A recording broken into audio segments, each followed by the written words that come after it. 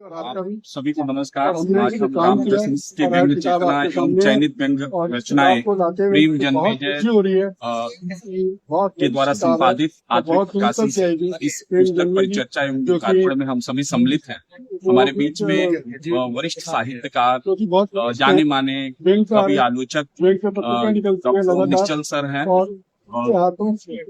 अंग्रेजी के अध्यापक, चर्चित कवि डॉक्टर वेदमित्र शुक्ल जी, प्रोफेसर क्या कहना चाहिए स्मिता मिश्र मैम, जो आप खालसा कॉलेज में प्रोफेसर हैं और मीडिया जगत की ख्यातलब्ध आलोचक, मीडिया स्तंभकार हरशंकर राड़ी जी, चर्चित साहित्यकार। इस पर चर्चा कार्यक्रम में शताब्दी साहित्यकार प्रोफेसर रामदरस मिश्र जी की रचनाओं में, जिन्होंने कविता, कहानी, उपन्यास जैसी विधाओं में पारंगतता के साथ था, गजल पूरे भारत और भारत से बाहर के देशों में भी उनके गजलों को गुनगुनाते हैं। ऐसे में जब उनकी रचनाओं में एक साहित्य जगत का सिद्ध पुरुष, जिसे मैं मानता हूँ कि आज के समय में प्रेम जन्मेजय हैं, जो व्यंग्य रचनाओं को ढूंढा है। चलिए मान लीजिए कि कोई विद्यार्थी, कोई शोधार्थी, कोई उनका सुपेक्ष व्यक्ति अगर व्यंग्य रचनाएं ढूंढता तो ये बात समझ में आती कि उनकी रचनात्मकता की एक विधात्मक कोटि जो है व्यंग्य रचनाओं तक जाती है कि नहीं जाती है। लेकिन प्रेम जन्मेजय का ढूंढना ये सिद्ध करता है प्रोफेसर रामदरस मिश्र जी की रचनाओं में जो है व्यंग्य रचनाएं मौजूद रही। भले ही वह व्यंग्य रचनाएं उस दौर में उस रूप में मौजूद न रही हों, जैसे कबीर के यहाँ आती हैं, जैसे भारतेंदु के यहाँ आती हैं, जैसे शरद जोशी के यहाँ आती हैं, जैसे श्रीलाल शुक्ल के यहाँ आती हैं, तो क्या उनकी कविताओं में, उनकी कहानियों में, उनके उपन्यास में क्या उस तरीके का नैतिक प्रतिपक्ष रचती है? क्या मुझे लगता है कि मिश्र जी के यहाँ व्यंग नैतिक प्रतिपक्ष के रूप में आता है। मैं इसी सांस्कृतिक पृष्ठभूमि के रूप में अपनी बात रखते हुए मैं आमंत्रित करता हूँ सर हरिशंकर राड़ी साहब को कि वो इस पुस्तक पर अपनी बात है। मित्रों, ये बड़ी प्रसन्नता की बात है कि आज हम आदरणीय प्रोफेसर रामदरस मिश्र जी की रचनाओं पर बात कर रहे हैं, और उसमें भी खासकर उनके व्यंग्य से। शताब्दी यात्रा पूरी करने वाले साहित्य मनीषी मिश्र जी के बारे में प्रायः कहा जाता है कि उन्होंने हर विधा में लेखन किया, लेकिन नाटक नहीं लिखा। उस बात को मैं स्वीकार करते हुए एक तरफ रखते हुए ये कहूंगा कि किसी ने इस पर भी ध्यान नहीं दिया कि मिश्र जी की रचनाओं में कितना व्यंग्य। आज व्यंग्य और व्यंग्यकार उसी को माना जाता है जो स्वतंत्र व्यंग्य लेखन करता है, क्योंकि आजकल व्यंग्य एक स्वतंत्र विधा के रूप में स्थापित हो चुके हैं। ये बात अलग है कि परसाई जी के समय वो स्पिरिट थी, लेकिन आज हमें यह मानने में बिल्कुल गुरेज नहीं होना चाहिए कि व्यंग्य एक विधा। मिश्र जी ने इस विधा में लेखन नहीं किया है, लेकिन यदि उनकी रचनाओं से गुजरा जाए तो जगह जगह व्यंग्य मिलता है। अब उनका व्यंग्य कैसा है? मुझे लगता है कि जहां पर उन्हें लगता है कि यहाँ अभिधा और लक्षणा की शक्ति समाप्त हो रही है, वहां पर उन्होंने व्यंग्य का प्रयोग किया। मुझे याद आता है कोरोना काल में हमने मिश्र जी पर एक विशेषांक निकाला था, समकालीन व्यक्ति का, रामदरस मिश्र एकांक। तब तक मैं मिश्र जी की रचनाओं से बहुत कुछ गुजर चुका था। क्योंकि व्यंग्य का आदमी हूँ, इसलिए जहां भी जाता हूँ, जहां भी कुछ पढ़ता होगा, उसमें कुछ व्यंग्य की लाइन मिलती है तो मुझे स्ट्राइक जरूर करें। तो मिश्र जी की रचनाओं से गुजरते समय मैं पेंसिल से या पेन से जहां जहां मुझे व्यंग्य मिलना, शुरू में तो मैंने उसको थोड़ा पढ़ के ध्यान छोड़ दिया। बाद में मुझे लगा नहीं, ये तो बड़ा गहरा व्यंग्य हो रहा है, उसको मैंने अंडरलाइन किया, उसको मार्क किया। और जब मैंने पत्रिका का संपादन शुरू किया, तब तक मेरे मन में खाका बन चुका था कि मिश्र जी के रचनाओं में बड़ा अच्छा व्यंग्य होता है। उस पर एक लेख तैयार, एक लेख संक्षेप में एक बड़ा लेख हुआ, और जो पत्रिका में छपा तो मुझे याद आता है डॉक्टर सविता मिश्र जी की बड़ी प्रिय शिष्या रही हैं। उन्होंने उस लेख के जवाब में एक टिप्पणी की थी और एक नया शब्द मुझे मिला। उन्होंने कहा कि मिश्र जी का अनाक्रोशी व्यंग्य, अनाक्रोशी मुद्रा का व्यंग्य है। मेरे लेख का शीर्षक था कि मिश्र जी के साहित्य में व्यंग्य बोध। उन्होंने कहा कि आपने बड़ी अच्छी चीजें निकाली, उनके अनाक्रोशी व्यंग्य। मिश्र जी जिस तरह के शिष्ट थे उनका व्यंग भी वैसा ही शिष्ट होता था, बिल्कुल वैसा ही शिष्ट व्यंग लिखते थे वो।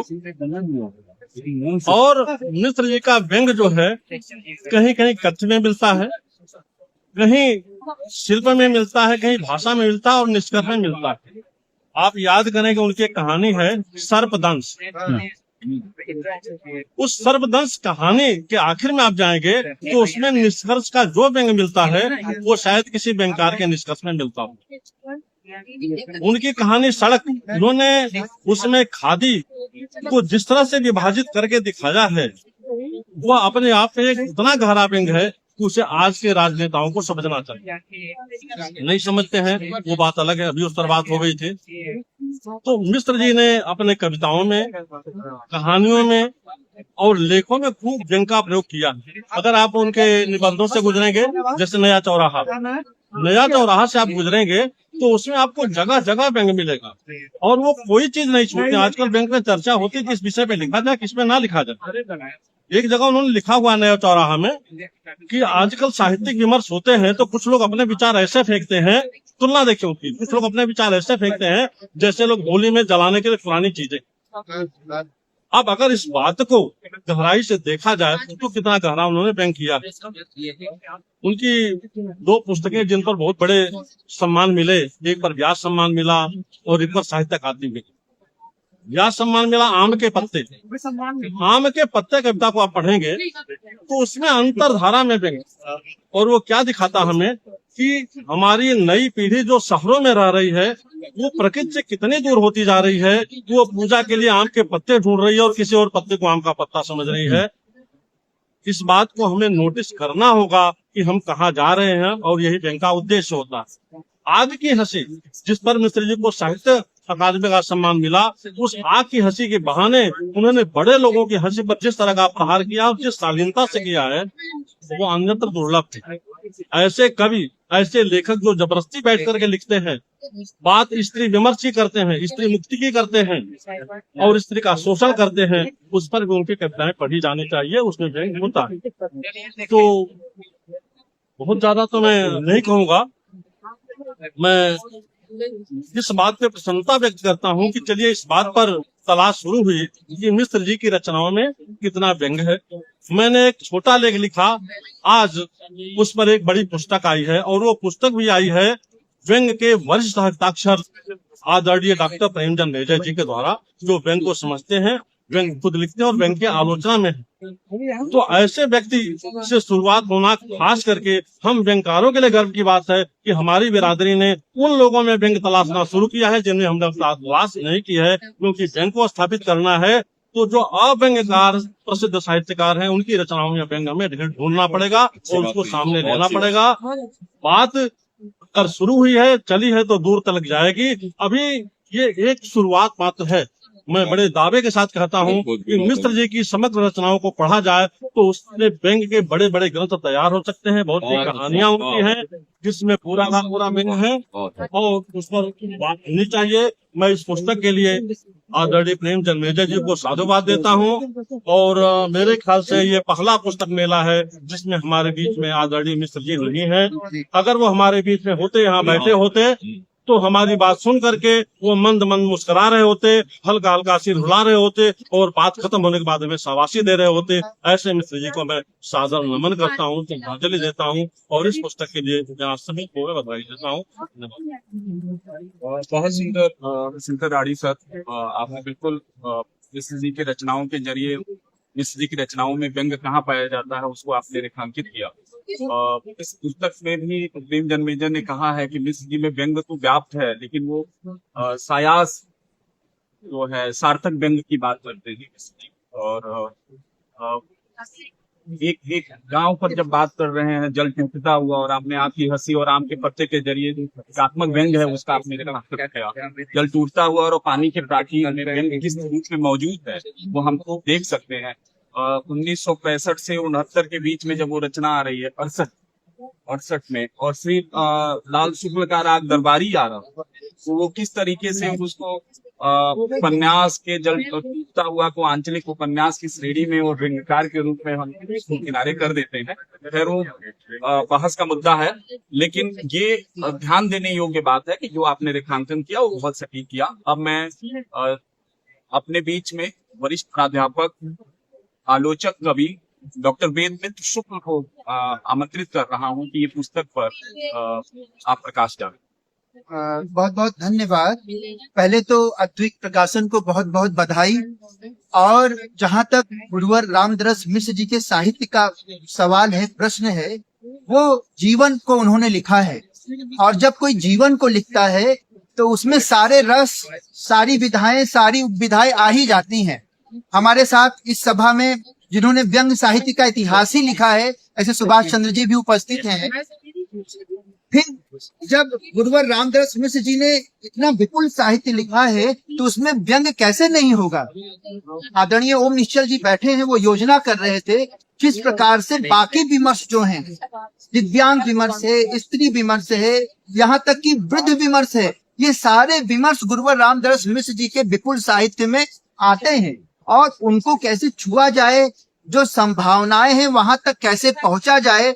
मैं समझता हूँ उस कड़ी में आदरणीय प्रेम जन्मेजय जी, जिन्होंने व्यंग पे इतना काम किया है, उस कड़ी में ये बहुत बड़ी पहल है कि गुरुवर रामदरस मिश्र जी के साहित्य में व्यंग्य चेतना और जो व्यंग की चयनित रचनाएं हैं, बनाया है मैंने ये घर धीरे धीरे, खुले मेरे ख्वाबों के पर धीरे धीरे, और जहां आप पहुंचे छलांगे लगाकर, जहां आप पहुंचे छलांगे लगाकर, वहां मैं भी पहुंचा मगर धीरे धीरे।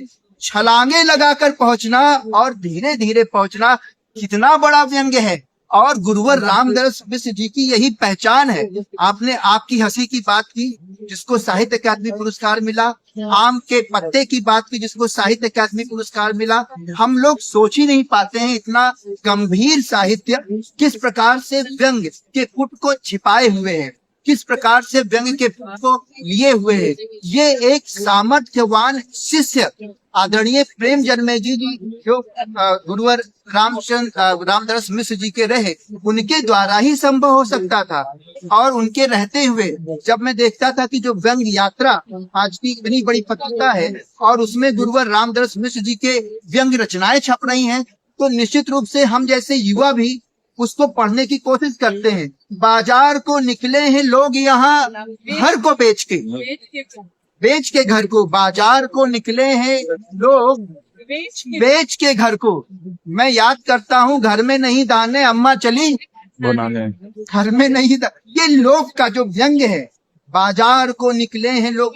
दूसरा जो एक शेर है उनका बड़ा अच्छा है कि कितने हैं मेहरबान, कितने हैं मेहरबान ये यहाँ के बहेलिए, मेहरबान कितने हैं मेहरबान यहाँ के बहेलिए। अगर मैं गजल की शिल्प की दृष्टि से देखूं, आदरणीय ओम निश्चल जी बैठे हैं, तो सीधी सी बात, सही सी बात लिखिए, कितने हैं बेईमान यहाँ के बहेलिए। कोई शिल्प में, कोई मात्रा में कोई दिक्कत नहीं, लेकिन गुरुवर रामदरस मिश्र मेहरबान लिख रहे हैं बहेलियों के लिए। और कहते हैं उड़ो, कहते हैं परिंदों से उड़ो काट के पर को, कहते हैं परिंदों से उड़ो काट के पर को। हम लोग इन विषयों पर बात नहीं करना चाहते हैं। अभी वो हम लोगों से न्यूज फाइट ले रहे थे, तो उन्होंने कहा नेताओं पे कुछ बातचीत कीजिए, उन सब विषयों पर अलग से बात होनी चाहिए। लेकिन कहते हैं परिंदों से उड़ो काट के पर को, क्या व्यंग है। बनाया है मैंने घर, एक छोटी सी रचना है, रचना और आलोचना। एक नन्ही सी चिड़िया आई, उसने कहा बहुत प्यारी सी सुबह है, बहुत प्यारी सी सुबह है।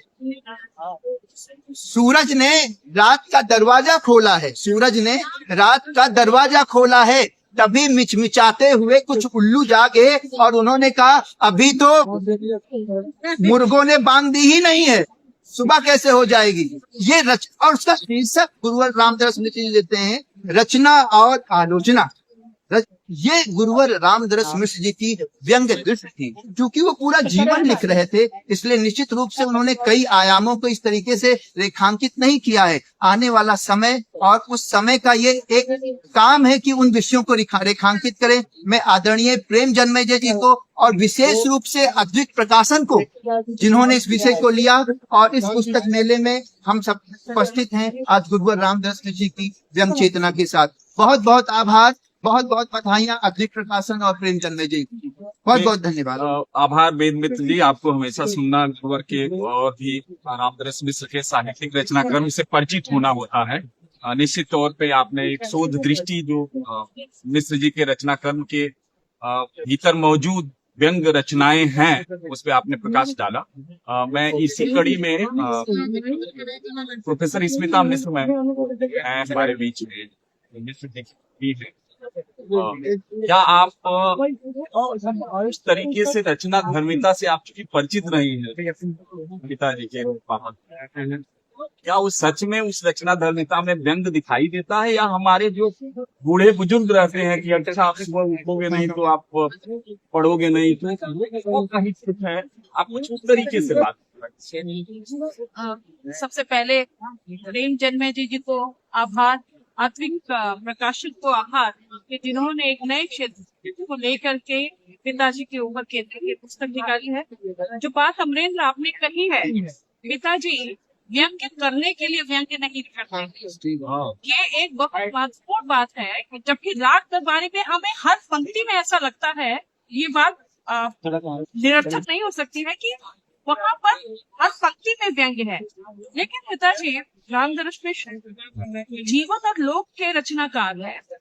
तो जहाँ पर भी वो लोक छटपटाता है अपनी बुनियादी सुविधाओं के लिए, उस दुख दर्द के लिए, वहाँ पर उनकी जो व्यंग्य दृष्टि है वह वहाँ पर अनायास ही आती है, सहज भाव से आती है। एक आध कविताओं से मैं बात कर दूं, हमेशा आकाश से झरती है एक नदी, हमेशा आकाश से झरती है एक नदी, और हमेशा ऊपर ऊपर कोई पी लेता है। धरती प्यासी की प्यासी रहती है और कहने को आकाश से नदी बहती है। इन चार पंक्तियों में पूरी समूची व्यवस्था पर वो जिस तरह से व्यंग्य करते हैं, मुझे लगता है कि ये जो व्यक्त दृष्टि की पहचान जन्मेजय जी ने की है, वो निश्चित रूप से इसकी पहचान पहले ही हो जानी चाहिए थी, लेकिन देर आए दुरुस्त आए। एक कविता के साथ अपनी बात समाप्त करते कि हमें उन चीजों को सुनना है। हमारे हाथ में सोने की नहीं सरकंडे की कलम है, हमारे हाथ में सोने की नहीं सरकंडे की कलम है। सरकंडे की कलम खूबसूरत नहीं सही लिखती है, वह विरोध के मंत्र लिखती है, प्रशस्ति पत्र नहीं लिखती है। हम कटघरे में खड़े हैं, खड़े रहेंगे, और कटघरे में खड़े हुए उठे हुए हाथ को अपने हाथ में ले लेंगे। राजा कौरव हो या पांडव, हम तो सदा वनवास ही चलेंगे। तो मुझे लगता है कि यह है, ये पिताजी के लेखन का बोल रही है। क्या बात है, सच में जो मूल दृष्टि है रामदरस मिश्र जी के साहित्यिक रचनाक्रम का, कि जहाँ पे हम लड़ नहीं सकते हैं वहां से हम कलम की ताकत से लड़ेंगे, और जहाँ पे हम बुनियादी समस्याओं से जूझ रहे हैं वहां हम कटाक्ष करेंगे। शायद व्यंग में हम इसी कटाक्ष को ढूंढते हैं। अब मैं अपने समापन में अध्यक्षी वक्तव्य के लिए वरिष्ठ साहित्यकार और रामदरस मिश्र को, जिन्होंने न सिर्फ पढ़ा बल्कि खूब जिया भी, और मुझे लगता है कि यह पुस्तक मेला रामदरस मिश्र सर को तो हम लोग मिस कर ही रहे हैं, वो हम सबसे अधिक निश्चल सर मिस कर रहे होंगे। यहाँ पे कम से कम हर संगोष्ठियों में सर को बताना और जताना होता था। तो ऐसे इस पुस्तक पर मैं अध्यक्षी टिप्पणी के लिए वरिष्ठ साहित्यकार ओम निश्चल जी को आमंत्रित। बहुत ही खुशी की बात है कि जैसा कि मैं मानता हूँ, सभी मानते हैं, रामदरस का लेखन बहुव्यापी है, विभिन्न विधाओं में फैला है, और अब तक उन पर अगर 300-400 थीसिसें हो चुकी हैं, शोध विवेचन हो चुके हैं, मौलिक पुस्तकें आ चुकी हैं, गवेषणात्मक अध्ययन हो चुके हैं। इसका अर्थ ये है कि संसार में जो भी अव्यक्त योग्य है, जो भी अनभिहित है, कहा नहीं गया है, देखा नहीं गया है, लक्षित नहीं है, उसे लक्षित किया जाए। दूसरी बात यह है क्योंकि उनके लेखन में या उनकी रचनाओं में बहुत सारी विविधताएं तो हैं ही अनुशासनगत, कि चेतना में जो व्यंग्य चेतना, खासतौर से प्रेम जन्मेजय जी ने व्यंग्य चेतना की तलाश की है, रामदर्श जी में बहुत सारे पहलू तलाश किए जाते हैं। ग्राम जीवन, स्त्री जीवन, राजनीति, समाज, दर्शन। कहा जाता है कि किसी लेखक की, वो चाहे राग दरबारी हो या मैला आंचल हो या जल टूटता हुआ हो, पानी के प्राचीर हो, ये ऐसे उपन्यास हैं इनको सामाजिक दृष्टि से समाज शास्त्र का विद्यार्थी भी इन्हें पढ़कर समाज शास्त्र के तत्व हो सकता है। समाज कहाँ पर है, उसकी रूढ़ियां कहाँ पर है, उसकी मान्यताएं कहाँ पर है। ये अधकचरा समाज, ये अपूर्ण समाज, अपने आप में सचेतन जो समाज नहीं है, उसके ऊपर बहुत सारे लेखकों ने व्यंग्य किए हैं। नेताओं को देखकर कभी कहा था शिलाल जी ने, मेरे बॉस रह चुके हैं, उनके बहुत बिल्कुल मुस्कुराते नहीं थे। एक पंक्ति का सवाल तो एक पंक्ति का उत्तर, कितना भी स्मार्ट व्यक्ति हो। ऐसे शिलाल जी से संस्कृत विद्वान थे, कहते सरकारी मुर्दे फूल बहुत खर्च कराते। इस तरह के व्यंग्य थे। रामदर्श जी के यहाँ पग पग पर व्यंग्य चेतना है, क्योंकि व्यंग्य ही सर्वोत्तम गुण है किसी गद्य का।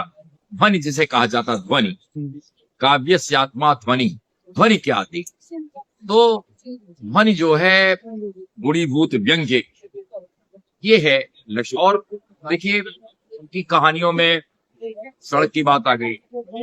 एक ऐसी कहानी है जिसमें धर्म और पुरोहित और पंडे और गोदान इत्यादि का जो प्रकरण है, उसमें किस पक्ष में मिश्री खड़े होते हैं, और पूरे व्यंग्यात्मक अपनी चेतना के साथ।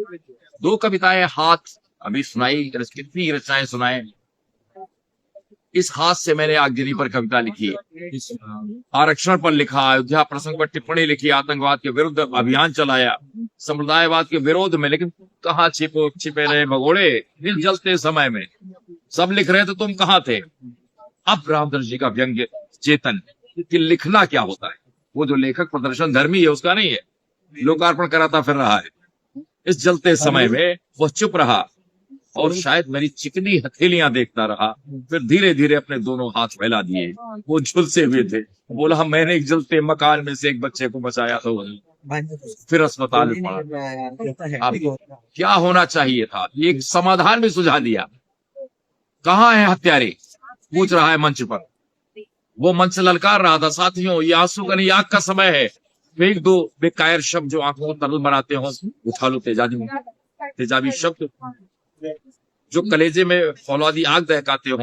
सड़क पर भटका हुआ एक छोटा सा बच्चा रो रहा था बदतमीज सा। क्या हुआ? लोग धीरे धीरे उसके बाद जुट आए। हत्यारे कहाँ है हत्यारे? इधर उधर। बापू को मार कर माई उठा ले गए, बच्चा कह रहा है, और मुझे फेंक दिया नदी के किनारे। लोगों की आंखों में आंसू भर आए और धीरे धीरे वे आंसू गार बदलने लगे। कहाँ है हत्यारे, कहाँ है हत्यारे कहते हुए लोग की खोज में निकल पड़े। आग का मसीहा मंच से सरक गया बच्चा। ऐसे जिसके लिए शिव मंबर एक लाइन कहते हैं, ये सियासी की दवाएब का दुपट्टा है, ये किसी के आंसुओं से तर नहीं। तो राजनीति पर, लेखकों के नकली बनावटी संसार पर रामदर्श जी ने किया है। जिस वाणी बिहार में रहते थे, जहां पर 20-25 प्रोफेसर रहते थे, इसके बल पर, बौद्धिक बल पर उसका नाम पड़ा वाणी बिहार। उसके बारे में मैं तो यहाँ हूँ जो उसकी समाज से विभूषित कविता संग्रह है, लिखा कि ये वाणी बिहार वणिक बिहार बदल गया है। तो कुल मिलाकर उनके भीतर वे व्यंग्यकार, स्फुट व्यंग्यकार नहीं थे। शिलाल जी नहीं थे, परसाई नहीं थे, शरद जोशी नहीं थे, लेकिन व्यंग्य के बारे में यह भी था कि व्यंग्यकार महारचनाकार नहीं माना जाता। शिलाल जी को छोड़ दें या परसाई जी को छोड़ दें, इन दो को छोड़कर व्यंग्य किसी टी पॉइंट पर खड़ा है। जैसे बहुत सारे व्यंग्य रचनाकार आज भी हैं, वे खुद अपनी संपूर्णता की तलाश में है, लेकिन व्यंग्य चेतना संपन्न जो लेखन है वो रामदर्श जी का लेखन है कि पग पग पर उसमें ध्वनि और व्यंग्य की आत्मा बोलती है। लेखक इसी निगाह से देखता है। और क्रिटिक जिसे कहते हैं कि लेखक का लेखन एक क्रिटिक है समाज का, वो क्रिटिक और व्यंग्य उसमें है। देखिए रामदर्श जी बहुत अच्छे कवि थे, और सुकवि की मुश्किल यह है कि अगर इसको गीत से न याद किया जाए। आदेश हुआ है सीता जी का, खाली हूं मन भरा भरा। से पहली बात तो मैं प्रसन्न हूं कि अद्विक प्रकाशन ने इसका बहुत अच्छा प्रकाशन किया है। प्रेम जन्मेजय की साधना से अवगत हूं, वे शर्मेओ जयते और राजधानी में कंवार, कितनी सारी व्यंग्य रचनाओं के लेखक है। बहुत बड़ा काम किया है। गुरु ऋण यही है जो अद्विक प्रकाशन ने छाप कर ऋण मुक्त किया है प्रेम जन्मेजय को। जोरदार तालियां साधुवाद प्रेम जन्मेजय जी और रामदर्श जी जिन गीतों के लिए समर्पित थे, जिसके लिए चंदन तिवारी उनके सिरहाने आकर गीत सुना गई। तो ऐसा मेरे साथ भी हुआ है। मैं उनका एक गीत उनकी उपस्थिति में उनकी चेतना को नमन करते हुए कहना चाहता हूँ। खाली हूँ मन भरा भरा सा, खाली हूँ मन भरा भरा सा, खाली हूँ मन भरा भरा सा, फूला फूला सा ये मौसम, किंतु हवाएं टूट गई हैं, जाने किस पड़ाव पर फूलों की आवाजें छूट गई हैं। दिशा दिशा से हाथ मिलाती, लेकिन भीतर डरा डरा सा, खाली हूँ मन भरा भरा सा, शबनम को छूते डर लगता, फूट न पड़े कहीं अंगारे, सपनों से आंखें डरती हैं, सपनों के ही पंख पसारे। ये क्या हुआ समय को, भीतर सूखा ऊपर हरा भरा सा, खाली हूँ मन भरा भरा सा। और आखिरी इसका बंद है। लौट गई है गाती चिड़िया, उड़ते गए भूख के फाहे, लौट गई है गाती चिड़िया, उड़ते गए भूख के पाहे, धूल धुआं अल्लम गल्लम ले, आंगन में उतरे चौराहे, कितना बड़ा मिला जग हमको, कितना बड़ा मिला जग हमको, लेकिन कितना मरा मरा सा, खाली हूँ मन भरा भरा सा, खाली हूँ मन भरा। मेरा भी मन भराया है, लेकिन वही है, नास्ति येषाम् यशः काये जरा वर्षम भयम। अमर रहे। और आभार व्यक्त करता हूँ अद्विक प्रकाशन को इस खूबसूरत प्रकाशन के लिए और अपनी प्रकाशन माला में स्थान देने के लिए। रामदर्श जी का इस प्रकाशन से में जुड़ना किसी न किसी बहाने से मुझे लगता हूँ कि एक ऋचा का आगमन है। बहुत बहुत बहुत बहुत बधाई। सार्थक बातचीत में आप सभी लोग आए, को बहुत बहुत आप